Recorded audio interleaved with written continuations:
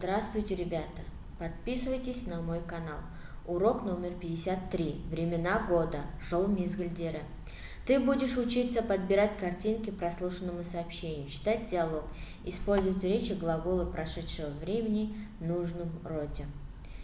Сен тыңдалған мәтінге байланысты суреттерді таңдауды үйренесің, диалог оқуды және өткен шақтарда етістіктерді пайдалануды үйренесің. Упражнение первое. Рассмотри картинку, ответь на вопросы. Суретке қарап, сұраққа жауап бер. Какие времена года ты знаешь? Какое сейчас время года? Какое время года начинается занятие в школе? Какое время года ты родился или родилась? Какое время года можно кататься на санках?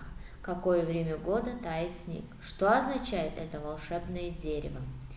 Қандай жыл мезгілдерін білесің? Және дәл қазір қандай жыл мезгілдері? Қандай жыл мезгілінде сабақ басталады? Қандай жыл мезгілінде сен дүниеге келдің? Қандай жыл мезгілінде шана тебуге болады? Ал қандай жыл мезгілінде қар ериді?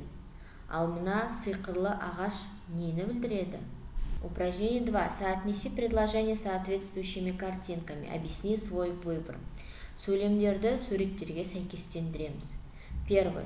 Зима засыпает снегами поля.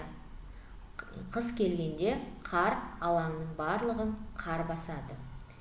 Второй. Лето пришло, все под солнцем цветет. Жаз келді, барлығы күннің астында гүлдейді. Третий. Приходит весна, зеленеет листа. Көктем келді, барлығы жасылданады. Нам щедрая осень приносит плоды. Жаңа жомарт күз келді, ол жемісін берді. Соотнеси теперь с картинками. Суреттермен сәйкестендіреміз. Первое предложение. Зима засыпает. Это первое Г. Второе. Лето пришло. Это В. Третье. Приходит весна. Б. Четвертое у нас А. Приходит осень. Это приносит плоды. Это А. Идем дальше. Упражнение 3. Прочитай предложение. Сөйлемді оқы. Зима засыпает снегами поля. Қыс келгенде барлық алаңды қар басады. Определи время глагола засыпает. Запиши глагол в прошедшем времени. Время глагола засыпает – это настоящее время. Басады етістігінің уақытын анықтаймыз. Яғни шағын анықтаймыз. Засыпает осы шақ. Настоящее время. Так, запиши глагол в прошедшем времени. Бұл етістікті өткен шақта жазамыз. Засыпал. Басты. Это у нас глагол прошедшего времени. Өткен шаққа қойдық. Идем дальше. Запомни. Глаголы прошедшего времени изменяются по родам. Например, он что делал? Играл. Мужской род. Она что делала? Играла. Женский род. Оно что делало? Играло. Средний род. Это у нас в казахском языке нету женского, мужского, среднего рода. Засыпает снегами. Қар басады. Легко засыпает. Тез ұйықтап қалады. Так, идем дальше. Упражнение 4. Прочитай предложение. Напиши в тетради глаголы. Сөйлемді оқып, дәптерге етістікті жазып аламыз. Наступило жаркое лето. Ыстық жаз келді. Наступил зимний вечер.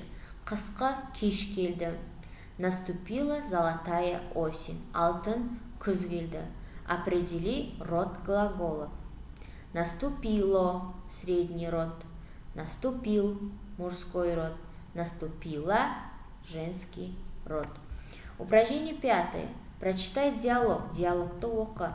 Асет, доброе утро. Привет, Саян. Асет, қайырлы таң. Сәлем, Саян. Мы сегодня будем играть в футбол. Бүгін біз футбол ойнаймыз ба? А какая погода? Күн ауа райы қалай? Утром светило солнышко, а сейчас дует теплый ветерок. Таңертеңгісін күн шуақты болды, ал қазір жылы жел соғып тұр. Хорошо, поиграем. Жақсы, ойнаймыз. Выпиши глаголы прошедшего времени, определи род. Светило – это у нас глагол прошедшего времени, среднего рода. Так, идем дальше. Упражнение 6. Работа в парах. Жұптық жұмыс. Рассмотри таблицу, измените глаголы прошедшего времени парадан. Кестені қараймыз және өткен шақтың етістіктерін өзгертеміз.